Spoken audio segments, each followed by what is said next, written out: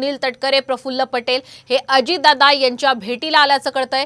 अजित पवार, तटकरे आणि पटेल आजच शहांना भेटणार असल्याची शक्यताही वर्तवली जाते। जागा वाटपासंदर्भामध्ये राष्ट्रवादीचे नेते आता तयारीला लागलेले आहेत। आम्हाला दिलेलं आश्वासन पाळावं, राष्ट्रवादीच्या नेत्यांनी ही भूमिका घेतल्याचं सुद्धा कळतंय।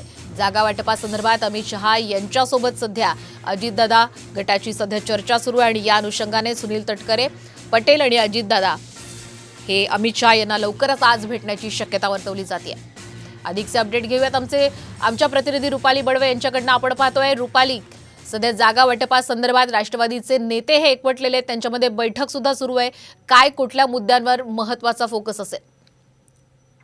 आपण पाहत आहोत की अमित शहा यांच्या या महाराष्ट्र दौऱ्यामध्ये खरं तर कालच त्यांनी घेतलेल्या बैठकीमध्ये तिन्ही पक्षांना त्यांनी खरं तर सूचना केलेल्या आहेत। त्याच्यामध्ये आपण पाहिले तर महाराष्ट्रामधल्या काही जागा आहेत त्याच्यावरती अजूनही पिढ्या कायम आहे। तिन्ही पक्षांचं एकमत होत नाहीये आणि या सगळ्या अनुषंगाने आता आपण पाहत आहोत की राष्ट्रवादी अजित पवार गटाचे 3 महत्वाचे नेते जाऊन अमित शहा यांची भेट घेणार आहे आणि या भेटीसाठी म्हणून आता एका बाजूला नरिमन पॉइंट येथे खरं तर राष्ट्रवादी काँग्रेसची लोकसभा मतदार संघाच्या आढावा बैठकीची खरं तर बैठक चालू आहे आणि याच बैठकीतील प्रदेशाध्यक्ष सुनील तटकरे आणि कार्याध्यक्ष प्रफुल्ल पटेल हे दोघं जण तिथे निघालेले आहेत। हे दोघंही जाऊन अजित पवार यांच्यासोबत अमित शहा यांची खरं तर भेट घेणार आहे।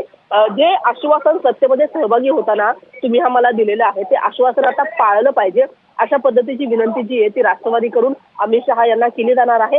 खरं तर काही जागा अशा आहेत ज्या ठिकाणी खरं तर राष्ट्रवादी दावा करत आहे, मात्र त्या जागेवरती महायुतीमधला इतर पक्ष देखील दावा करत आहेत आणि त्याच्यामुळे काही जागा आम्हाला मिळाव्यात, आम्हाला जे आश्वासन दिलं होतं ते आता पाळलं जावं अशी विनंती आता अमित शहा यांच्याकडे राष्ट्रवादीचे नेते करणार आहेत आणि त्याच्यामुळे लवकरच ही भेट पार पडणार आहे। अगदी धन्यवाद रुपाली, आपण दिलेल्या संपूर्ण अपडेट बद्दल। तर सुनील तटकरे आणि प्रफुल्ल पटेल हे अजितदादा यांच्या भेटीला आलेले आहेत।